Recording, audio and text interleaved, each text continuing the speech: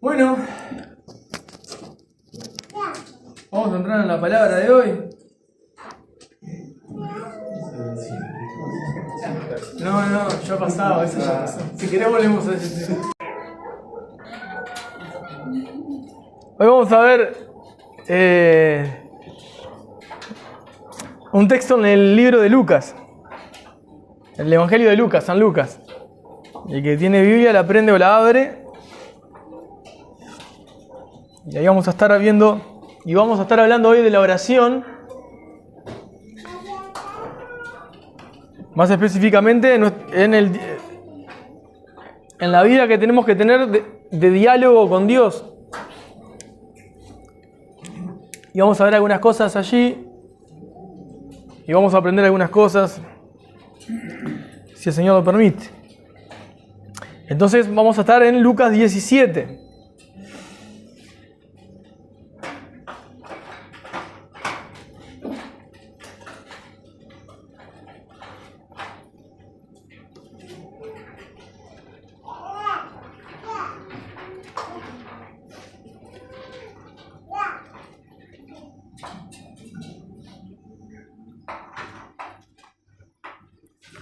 Y del 17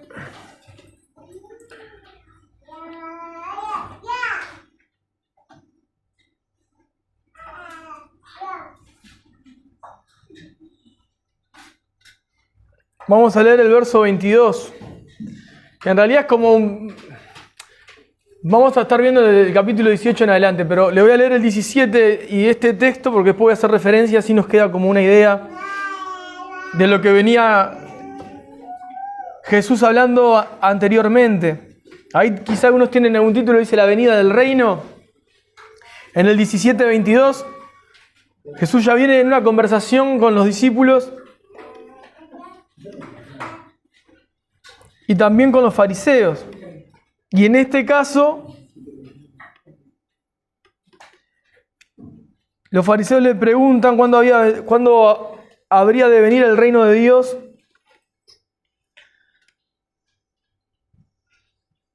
Y dice el 22, él ahí se dirige a los discípulos, dice el 22, y dijo a sus discípulos: tiempo vendrá cuando desearen ver uno de los días del Hijo del Hombre y no lo verán. Y les dirán: helo aquí, helo allí, y no vayan ni salgan, porque como el relámpago que al fulgurar resplandece desde un extremo del cielo hasta el otro, así también será el Hijo del Hombre en su día. Pero primero es necesario que padezca mucho y sea desechado por esta generación. Hasta ahí en principio. ¿Qué les estaba diciendo a los discípulos? Va a venir el momento en que Dios va a venir con su reino, pero no va a ser sin antes ser desechado el Hijo del Hombre, sin ser que Él antes padezca mucho y desechado por esta generación. O sea, Jesús está hablando en tiempo crono, vamos a decir, en tiempo real, en lo que estaba sucediendo con las personas que tenía a su alrededor. Le está diciendo: el Hijo del Hombre, Dios va a volver con su reino, pero primero voy a ser rechazado por esta misma generación. Y eso es lo que estaba pasando. Les está advirtiendo que obviamente iba a ir a la cruz. Les está, más que advirtiendo, les está tratando de apercibir de que Él iba a ir a la cruz, de que iba a ser rechazado, de que iba a sufrir, de que iba a morir en la cruz, que va a resucitar y es que después va a ascender al trono y después va a venir por su pueblo. Pero todo esto estaba de una manera velado, limitado para los discípulos, pero no es que no se los haya dicho, se los dice, se los dijo, pero ellos no estaban comprendiendo en profundidad. Por ejemplo, un poco más adelante, el 33 dice: todo el que procure salvar su vida la perderá, y todo el que la pierda la salvará.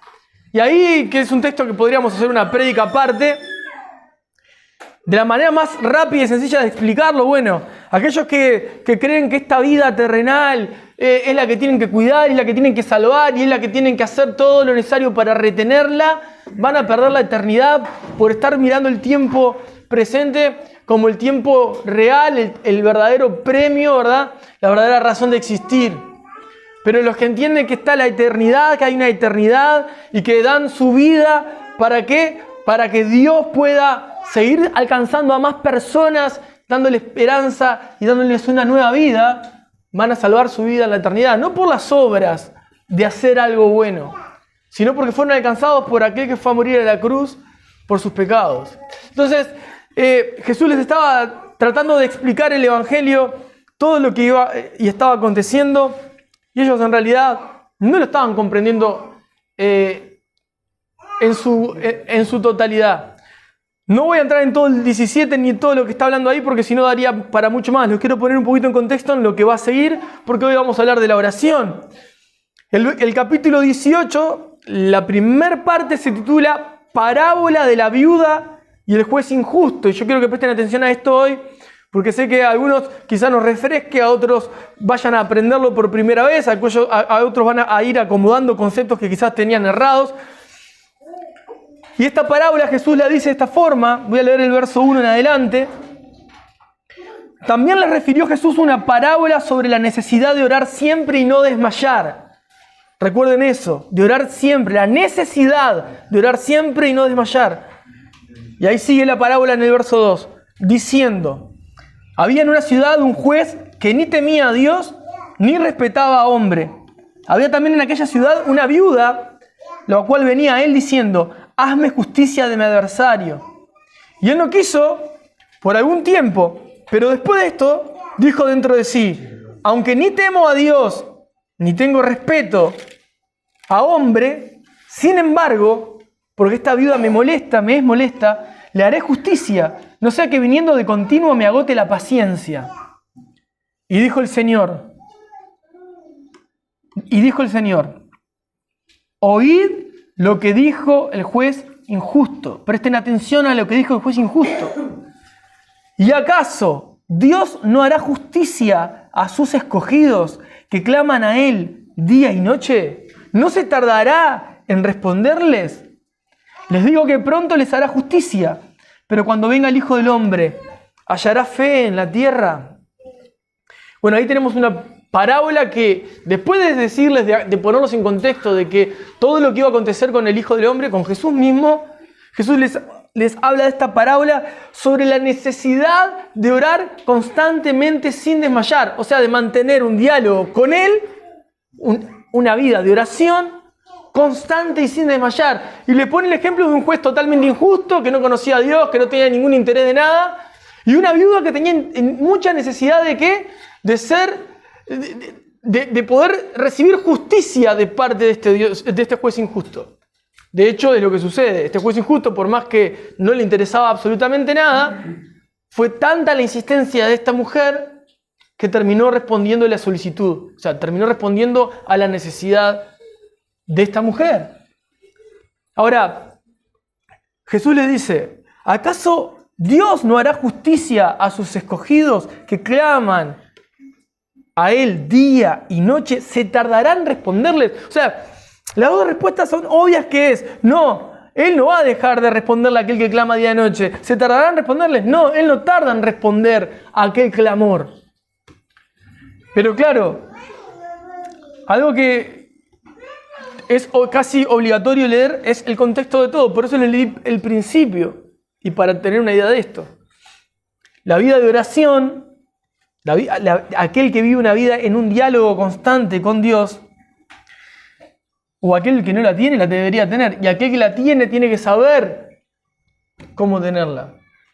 Y conocer a Dios de una manera que podamos comprender sus respuestas. Si hay algo que tenemos claro es que nosotros vamos a orar por temas del día a día y no vamos a tener una respuesta en la Biblia porque vamos a tener una respuesta providencial del día a día de Dios. Si yo me encierro en mi cuarto a orar y pido, Dios, por favor, yo me sustento con el día a día, voy a salir al día de hoy, no sé ni cómo va a pasar, pero necesito traer el sustento a mi hogar. y salgo de mi cuarto después de haber orado y salgo en el día y consigo un trabajo en el cual puedo traer el jornal a mi casa, la respuesta providencial de Dios fue: yo tenía preparado para vos el sustento para ese día. O escuché perfectamente tu oración y atendí a tu ruego. ¿Verdad? Ahora, podría pasar eso, o como podría salir y no encontrar nada, o como podría volver a mi casa y volver a salir de nuevo, y ahí sí encontrar, y quizás en la primera salida no. ¿Por qué hago esos 3 ejemplos? Ya algunos muchos lo saben. Porque Dios a veces responde sí, a veces responde no, y a veces responde por ahora no. Pero esa lectura, ¿cómo la vamos a poder saber? Bueno, la sabemos porque nos relacionamos con Dios, conocemos su palabra y a través de su palabra aprendemos a interpretar los tiempos. La palabra nos enseña que tenemos que entender los tiempos, y entender los tiempos se los entendemos a través de la Escritura. Conocemos a Dios, sabemos cómo actúa, por lo tanto en el día a día sabemos interpretar las situaciones a la luz de la palabra para saber qué es lo que Dios nos está diciendo en el día a día. Entonces podemos saber que Dios está diciendo un rotundo no, o por ahora no, o un gran sí, dependiendo de las circunstancias, comprendiendo lo que nos enseña la Escritura. Ahora, cuando Jesús pone esta parábola, Él nos está dejando claro, les estaba dejando claro a ellos, nos está dejando claros a nosotros, que la oración debe ser constante. Fíjate lo que dice al principio, en el verso 1. Jesús refirió una parábola sobre la necesidad de orar siempre y no desmayar.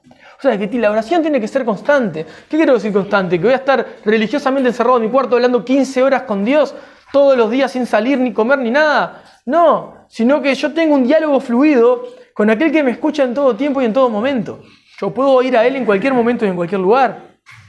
Yo tengo que ser consciente que Él está presente en mí constantemente y que Él conoce las necesidades más profundas de mi corazón.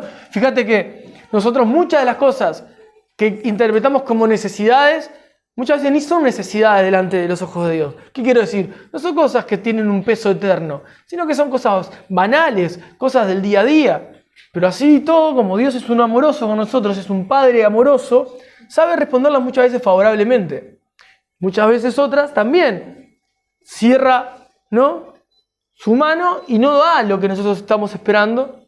¿Por qué? Bueno, hay diferentes motivos. Porque lo que pedimos no está en la voluntad de Él, sería lo más lógico, pero quizás no es el momento, o quizás no es la manera, o quizás el corazón mío no está de la forma correcta pidiéndolo. Y ahí vamos a entrar también. Cuando nosotros leemos el 18 y nos quedamos con esta parábola, interpretamos claramente que Dios les está enseñando a ser constantes en la oración, a no desmayar. ¿Qué quiere decir? Que hay peticiones que hacemos que no se responden en el momento. Hay peticiones que hacemos, hay oraciones que hacemos que no es hago la oración y me olvido de esto y no pido más. Hay muchas que sí, también lo vamos a ver. Pero hay oraciones en las cuales tenemos que ser constantes, no desmayar. O sea, ¿qué quiero decir? Seguir siendo insistentes como esa viuda con el juez injusto. El juez injusto atendió a la viuda en su necesidad y hizo justicia, siendo injusto. Cuanto más Dios siendo justo. Y ahí está la palabra que yo creo que ahora sea de las primeras, aparte de constancia y no desmayar y orar, les queden. Que ya se los expliqué. Dios va a responder la oración de manera justa. Lo justo y necesario. Y lo justo y necesario muchas veces va acompañado de lo que vos estabas esperando y muchas veces no. Porque es justo lo que necesitas. No es... Dios no te va a dar algo más o menos que lo que necesitas, ni algo sobradamente de lo que necesitas. Dios sabe específicamente qué es lo que necesitas para el día a día, para generarte constancia, perseverancia, fe, para ejercitar su carácter en tu vida, el carácter de Cristo en tu vida, amor, gozo, paz, mansedumbre, templanza, dominio propio, benignidad, longanimidad, ¿verdad? Entonces, Dios sabe qué darnos en su justa medida. Ahora, ¿Él tiene interés de darlo? Sí. Él tiene interés de responder todas nuestras oraciones. ¿Él quiere hacerlo? Sí. Acá dice que Él no tarda. Acá dice que no cierra sus oídos a aquellos que claman día y noche. Ahora, la pregunta que yo me hago, que debe ser obvia para ustedes, es, ¿sos de los que claman día y noche? Y probablemente no. Probablemente no. Y probablemente sí, Dios quiera. Pero probablemente no. Probablemente no somos de los que en aquel tiempo...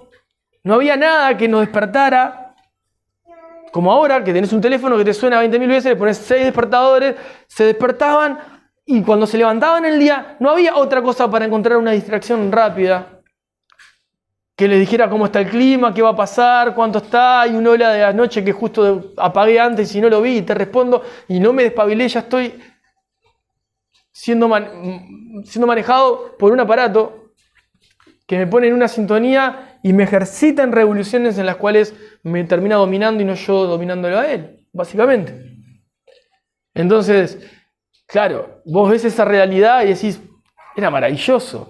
Claro, oraban día y noche, tenían tiempo para buscar, veían a Dios manifestarse de maneras hermosas. ¿Por qué no me pasa todo eso? Y porque estamos enredados en un montón de cosas que no tienen nada que ver con lo que el Evangelio enseña.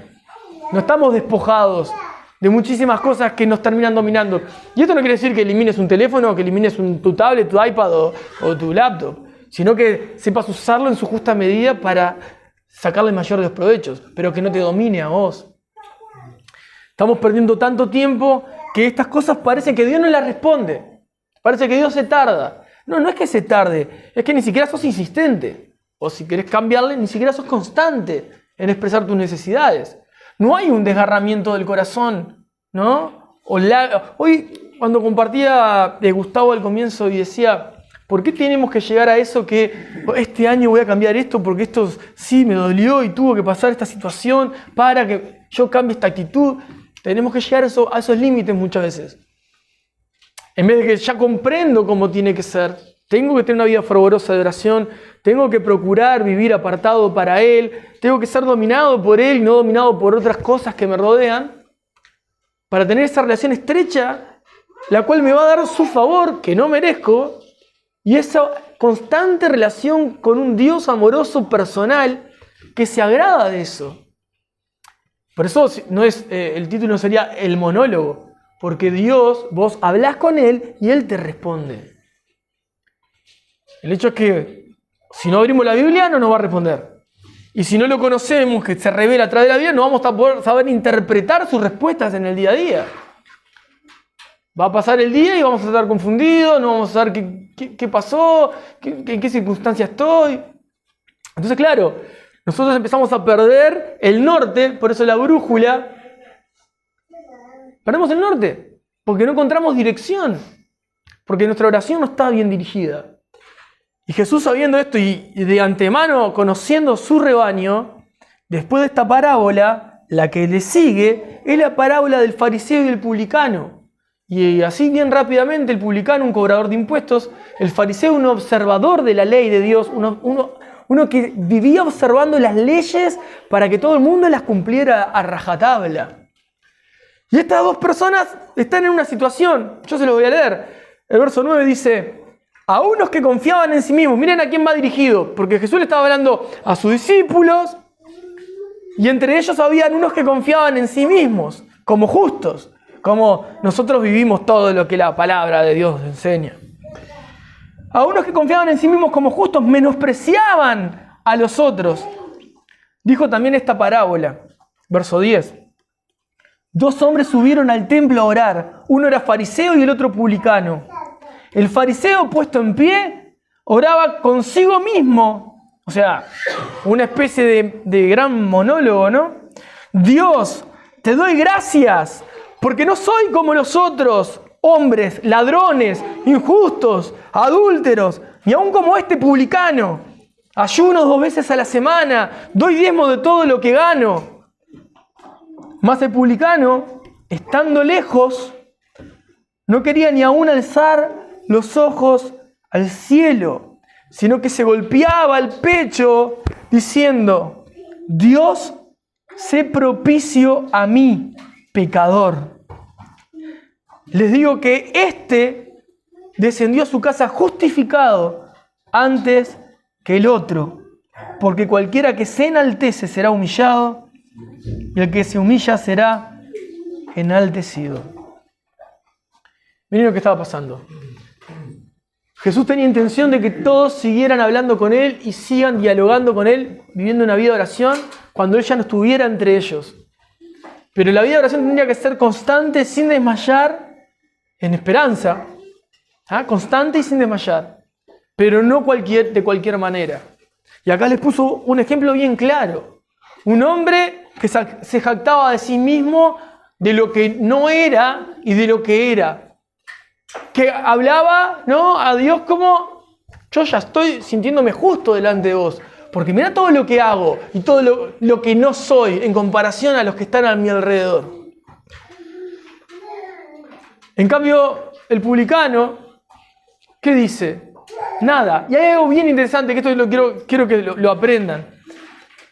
Porque el fariseo expresa todas sus virtudes y todos los no pecados que él comete. O sea, una suerte de confesión delante de Dios, ¿no?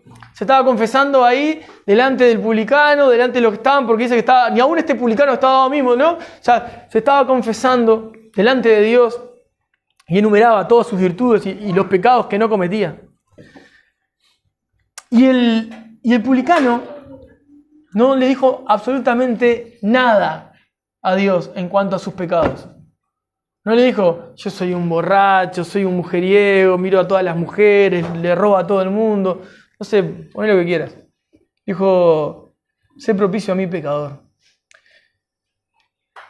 No vemos ningún tipo de... A ver, quizás el publicano ni siquiera tenía un entendimiento profundo de cuán pecador era.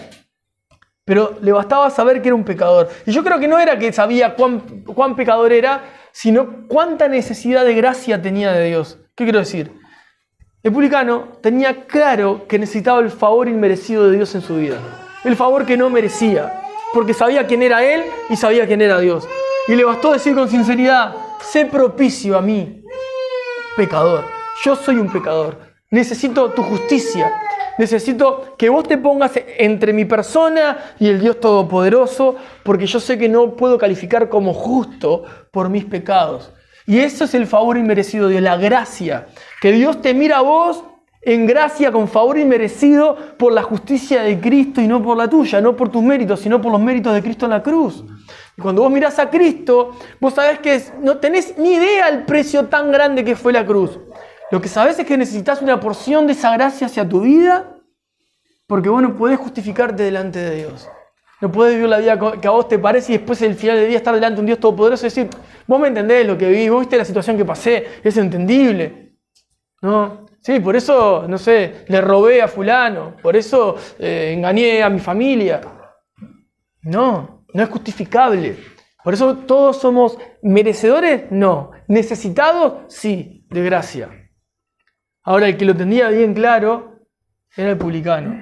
En esta parábola, ¿qué es lo que Jesús quiere enseñarle a nuestros hermanos en ese momento que estaban alrededor de él y a nosotros hoy? Bueno, en aquel momento, sigan hablando conmigo cuando yo ya no esté acá. Hoy está el Espíritu Santo entre nosotros y en nosotros. Jesús ya no está caminando en su ministerio terrenal entre nosotros, pero nos dijo que sigamos orando constantemente. Que estemos orando constantemente de manera que no seamos como un fariseo, sino que seamos como un publicano. Y ahí el publicano tenía una característica: se humilló, se sentía humillado. Humillado por quién era, humillado porque Dios era demasiado grande para poder pedirle algo. ¿Con qué cara voy a decirle a Dios: dame tal cosa, dame tal otra, con todo lo que hago mal? Si yo no califico para pedirle nada, no tiene la obligación de darme absolutamente nada. Y yo puedo ir como a demandarle atención y pedirle lo que yo quiera, si Él sabe todo lo mal que soy, todo lo malo que hago. Bueno, eso es gracia, porque lo que estaba buscando Jesús es que todos aprendan a ver su corazón y saber que ninguno iba a calificar de manera perfecta, porque el perfecto es Cristo. Y que en esa necesidad de saber que ninguno podía calificar, decir: yo soy así, no puedo justificarme. Bueno, justamente, ahora sos justificado porque entendés que no podés justificarte y hay uno que te puede justificar. Entonces nosotros generalmente pecamos en eso todos en alguna medida, mayor o menor medida. En cualquier tipo de conversación que tengas vas a escuchar en algún momento de tu boca o en la boca del que tengas al lado: no es por justificarme, pero lo que papá para papá. Siempre, en algún momento. Tenemos la tendencia a sacar a relucir las obras que hacemos o que no hacemos para justificarnos. Y es todo lo contrario que Cristo enseñó. Porque nosotros no tenemos que estar sacando... yo trabajo todos los días. Mirá, meto 14 horas por día todos los días. ¿Vos qué haces? No haces nada, estás acá. Por ejemplo. Eso es querer justificarte por las obras. Y Jesús te dice, bueno, vaya, mijito, lea que tenés que dar la vida por su familia y morir directamente por ella. Ah, entonces no califico con las 14, no. Son las 24 horas, los 7 días de la semana, toda tu vida hasta que mueras. Y ahí vas a estar pareciéndote un poco a Jesús. Porque ni siquiera llegamos a ser igual que Él. Entonces, tendemos a querer justificarnos porque nos estamos midiendo con la obra que está al lado, con el que está atrás, y no comparándonos con Cristo. Si nos comparáramos con Cristo, estaríamos constantemente entendiendo que no podemos demandar a otros. Porque nuestra relación es con Jesús y nuestra vara de medir es seguir las pisadas de Jesucristo, las pisadas del Maestro. Caminar por donde Él caminó, hacer su obra. Y muchas veces nos llenamos, nos inflamos el pecho. Uno podría decir, mirá, yo tengo 3 trabajos y no sé cuánto y que no sé qué. No sirve. O para los que están en su casa podrían poner todo al revés, ¿no? Yo estoy atento a esto, y hago esto, y limpio, y lavo, y cocino, y compro, y tengo las cuentas, y pa. Tampoco justifica. O sea, ¿qué quiero decir? Nuestra naturaleza humana tiende constantemente a querer justificarse. O sea, ¿qué quiere decir? ¿Vos me entendés? Siempre lo decimos, ¿no? Y lo hacíamos hace tiempo. Sí, te entiendo, pero no justifica. Es entendible, todo bien, pero no justifica. Jesús lo que quería era, tienen que acercarse a mí constantemente, con esperanza, en una oración, un diálogo fluido conmigo. No dejen de hacerlo, pero no de cualquier manera. Sino, a veces, a pocas palabras, buen entendedor. ¿Y qué mejor buen entendedor que Dios mismo? El asunto acá es llegar humillados delante de Dios. Llegar humillados es decir, yo no te puedo pedir nada, pero me está pasando esto. Ayúdame. O cambia mi corazón. No tenemos que decir toda una parafernalia de oración y de exclamación. Ni siquiera cuando oramos o cuando adoramos a Dios tenemos la bendición y la oportunidad de hacerlo con instrumentos y con música. Pero la realidad es que el que adora, más allá que estamos adentro de una canción, en un momento todos unánimes exaltando a Cristo, quiero decir, uno cuando está adorando a Dios, lo que Él está viendo no es todo lo que nosotros humanamente disfrutamos. Sonó bien, qué bueno que estuvo. Eso no lo ve Cristo. Cristo está viendo el corazón de cada uno, de cómo está saliendo de su corazón. Todo lo otro porque lo disfrutamos nosotros, invertimos nosotros porque nos gusta a nosotros, y dentro de cierta medida es correcto, está bien.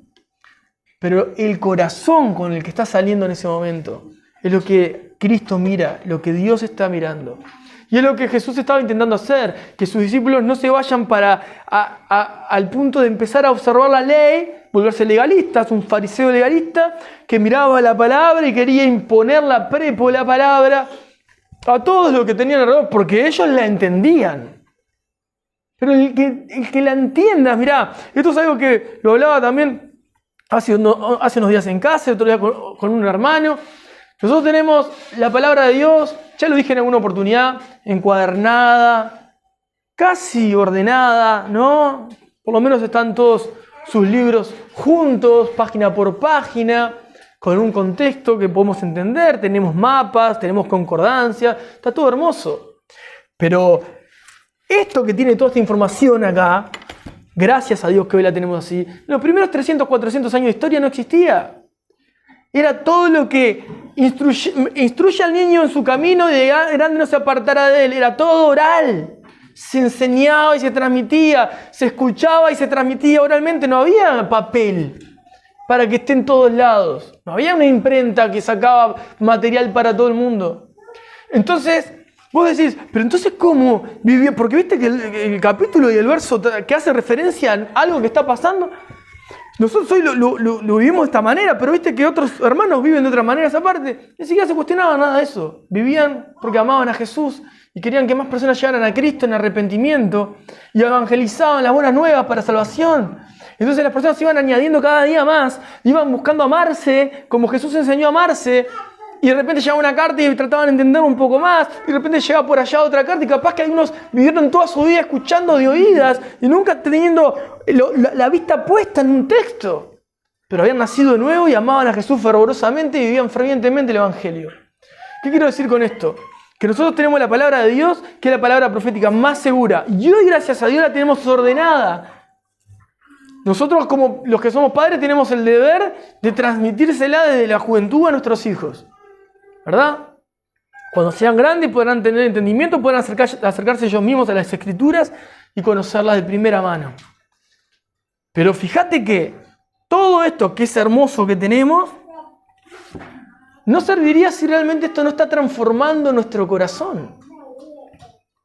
Solamente, a ver, el fariseo sí lo tenía en aquel tiempo, ¿eh? Tenía toda la ley. Y la leía, la entendía y la escribía. Pero no la vivía. No la vivía. Por eso es tan importante ver que el publicano, sin entender ni la mitad de lo que entendía un fariseo, se acercó con un corazón que no era ni parecido al del fariseo. El fariseo tenía un corazón totalmente condenatorio hacia los demás y de un ego impresionante. Pero el publicano sabía perfectamente que no merecía nada de lo que Dios tenía. Y lo único que pudo decir fue: sé propicio a mí. Para los que entendemos, no sé, la carta de Romanos, capítulo 3, cuando habla de la propiciación de Cristo. Cristo es la propiciación por nuestros pecados. Y siempre les explico que Cristo se puso entre nosotros y Dios porque nosotros merecíamos la ira de Dios, el castigo de Dios. Y la ira de Dios, el castigo de Dios por nuestros pecados se debió a la cruz, trayéndonos libertad a nosotros al mirar nosotros la cruz con fe. Esa es la propiciación de Cristo hacia nuestros pecados. Eso es propiciación. Ahora, sé propicio a mí, pecador, es justamente eso. Jesús, ponete en mi lugar porque yo no merezco nada. Tené misericordia de mí. Tené misericordia de mí.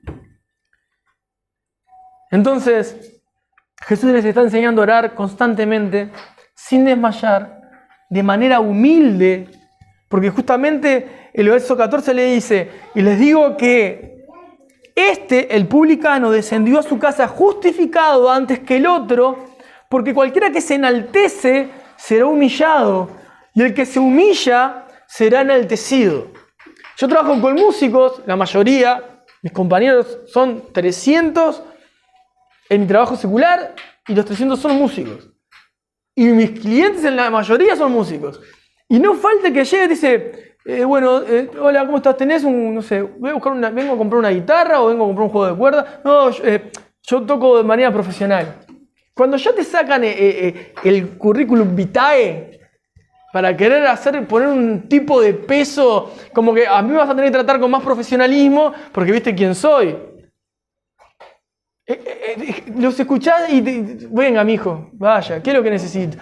Porque lo que estaban mostrando es soberbia. Quieren de alguna manera imponerse sobre vos para que vos te hagas chiquito delante de él y digas: sí, enseguida te doy. ¿Qué necesitas?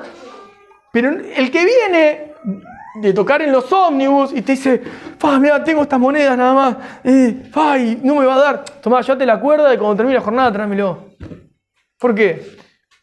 Porque el corazón de esa persona era mucho más sincero, mucho más humilde que el otro que venía con aires que no tienen nada que ver con lo que venía a hacer, que era: soy un cliente que viene a comprar y si tenés la plata, comprá y se terminó.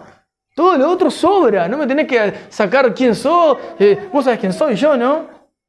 No sé quién sos, no consumo tu música, no tengo ni idea. Capaz que te conozco, pero prefería quedarme con la idea de artista que haberte conocido en persona.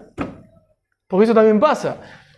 Porque, indudablemente, idealizamos a las personas. Entre nosotros nos idealizamos también. Vos podés perfectamente tener una idea de una persona, pero cuando la conocés personalmente decís: eso fue una idealización mía, no era tan así como yo pensaba.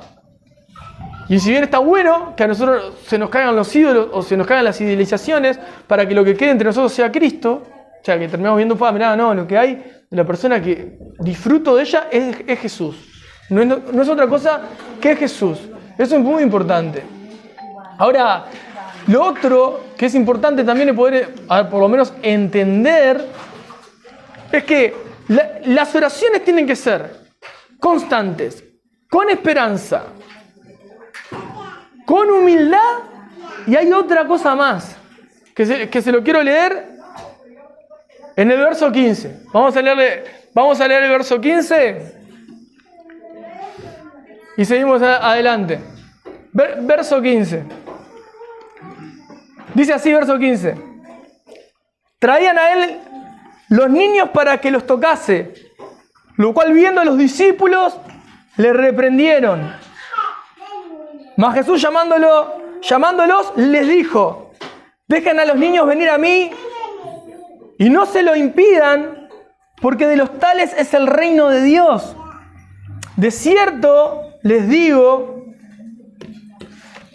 que el que no recibe el reino de Dios como un niño, no entrará en él.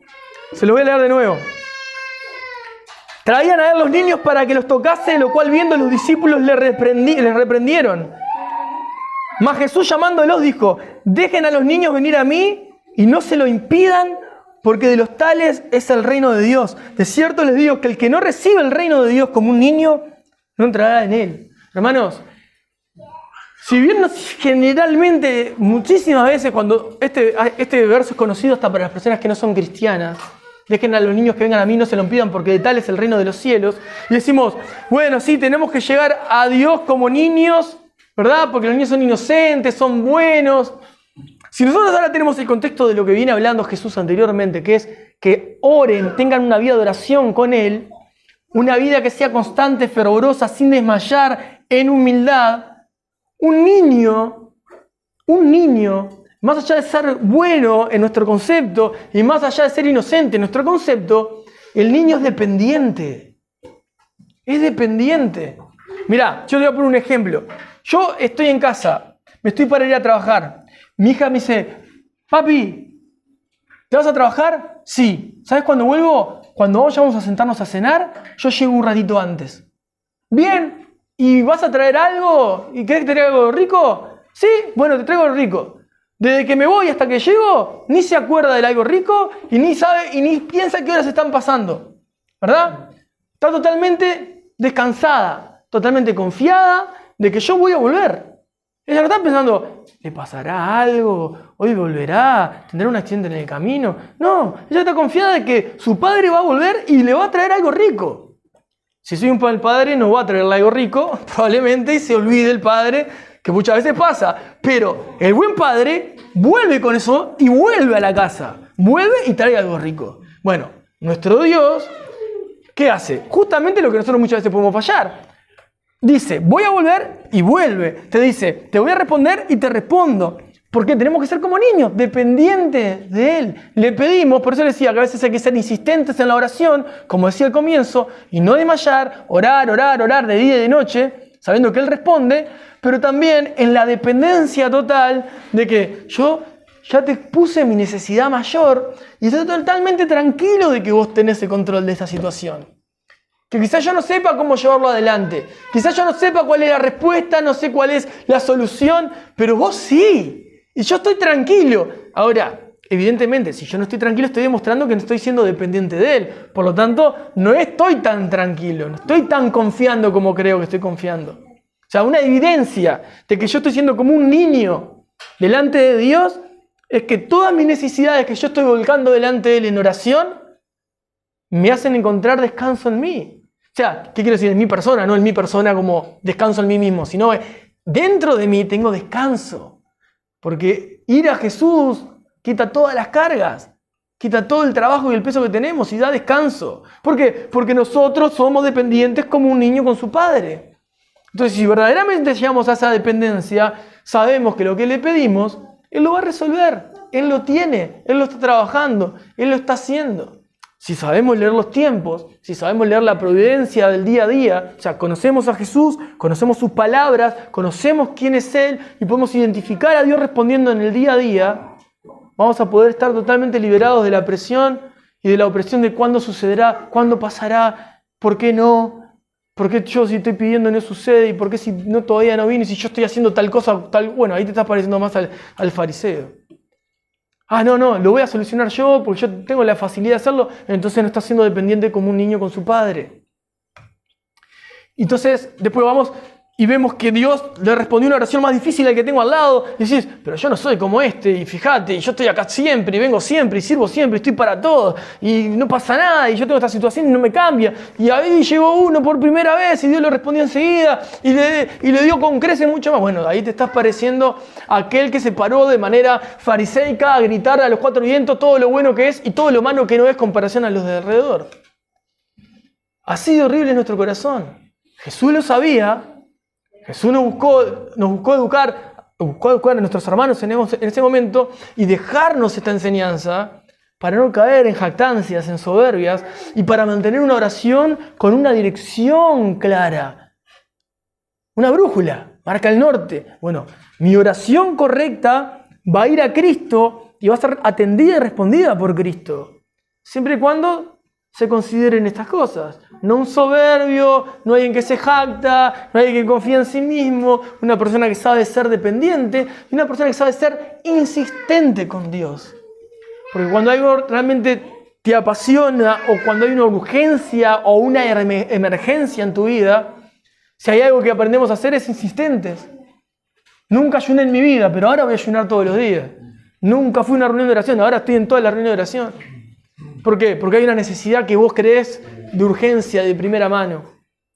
Pero aquel que está ejercitado en la piedad, como este hombre indudablemente es una parábola, ¿no? Pero indudablemente este publicano, si hubiese existido, hubiese aprendido de primera mano lo que es la piedad. Porque lo primero que dijo fue, sé propicio a mí, pecador. Y en otra versión, ten piedad de mí. Señor, yo sé que no merezco tu favor, pero así todo te lo pido. Necesito tu favor que no merezco. Es tu gracia.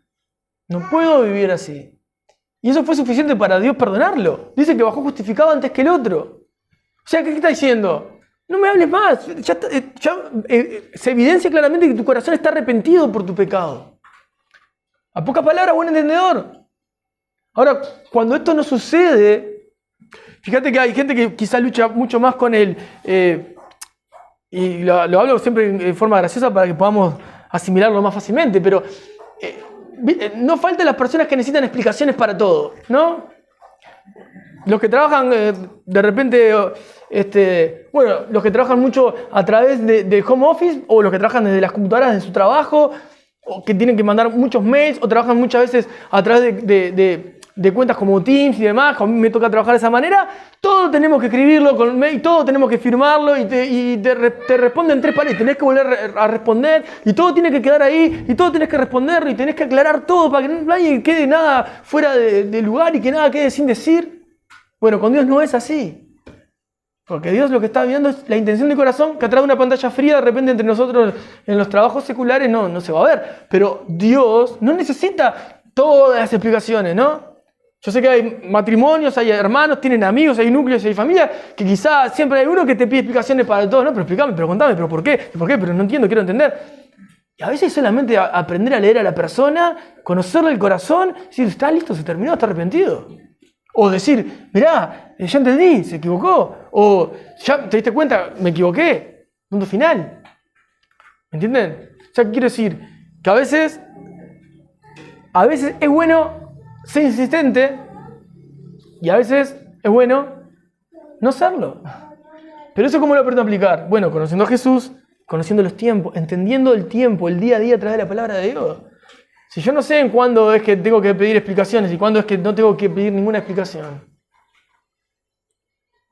Si vos ves a una persona quebrantada delante de la presencia de Dios, como le pasó a Ana, que no podía tener hijos y clamaba fervientemente para poder quedar embarazada, y el sacerdote la mira y dice, está borracha ahí, mirá, está tirada en el piso, clamando, llorando, nunca entendió que estaba pidiéndole a Dios desesperadamente una respuesta, ¿no?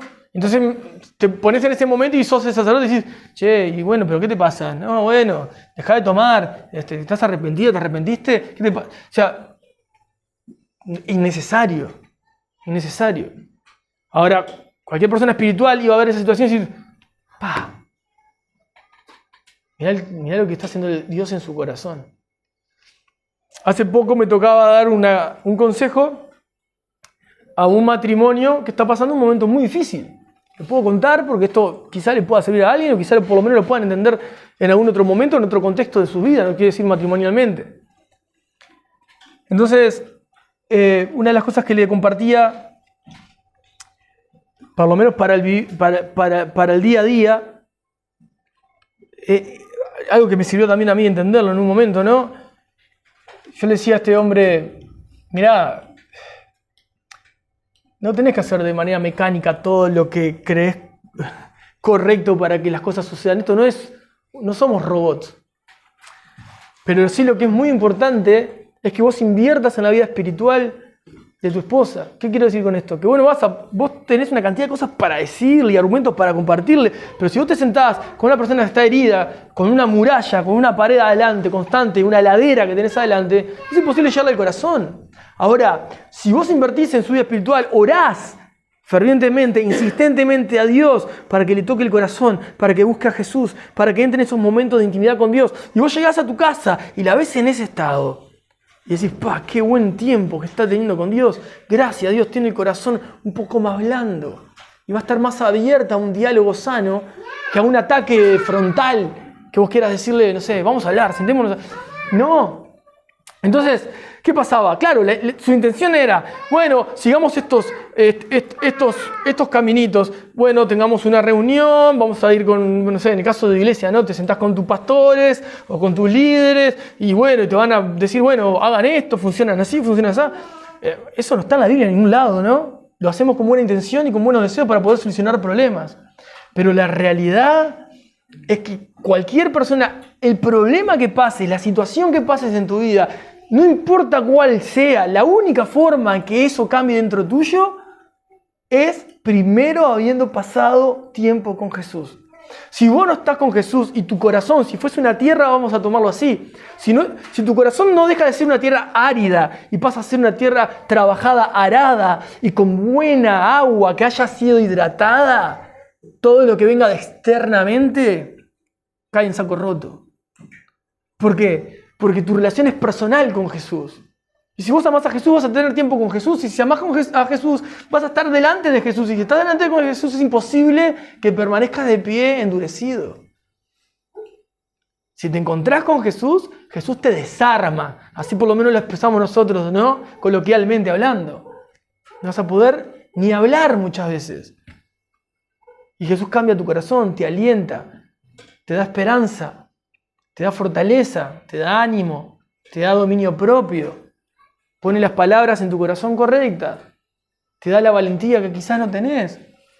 Pero cuando pasaste tiempo con Jesús, si no estuviste con Jesús y tu corazón está dolido, resentido, desilusionado, como esta persona o este matrimonio que está atravesando una tormenta horrible, y te puedo asegurar, como cantidad de crisis matrimoniales o cantidad de problemas que tengan las personas quieren salir de esos estados, no quieren caminar y transitar estados de crisis. Nadie le gusta estar en problemas o estar sufriendo. ¿A quién le gusta? A nadie. Ambos deben estar buscando y deseando lo mismo, que es que Jesús haga algo. Y Jesús, de una manera, si yo como hombre, o la mujer, en este caso el matrimonio, uno quiere salvar el matrimonio, otro quiere salvar el matrimonio, lo que sea. Pero si antes no piensan en salvarse, vamos a decir salvarse en otros términos, ¿no? En salvarse a sí mismos. Si el hombre es un mentiroso y no corrige el vivir siendo un mentiroso, por más que quiera salvar algo y se le dé una oportunidad y vuelvan una vez más, si eso no cambió primero, va a volver a destruirse todo. Porque sigue siendo un mentiroso. Entonces, antes de pensar construir, tiene que sanarse, tiene que corregirse a sí mismo, para que después en esa unidad se vea la unidad en Cristo. Y eso pasa cuando las personas van a Jesús. Cuando las personas llegan a Cristo. Cuando pasan tiempo con Jesús. Por eso Jesús también dijo, separadas no hay nada pueden hacer. O sea, ¿qué quiero decir? Cualquier resultado que quieras ver eterno, que dé fruto, que trascienda, que no quede en algo que murió a los 2 días emocionalmente, en el sentido de que no sirvió para nada, sirvió 2 días, un poco de emoción y se terminó ahí. No, que se sostenga en el tiempo. Para nosotros como hijos de Dios, se sostiene todo lo que se hace en Cristo, de la manera que Él estableció y de la forma que Él ha establecido. Tenemos que cuidarnos de ¿qué? De no ser independientes y ser dependientes como niños, de no ser fariseos, observadores de la ley, porque terminamos matando todo lo que tenemos alrededor y nos matamos a nosotros mismos. Y tenemos que ser constantes y fervorosos en la oración.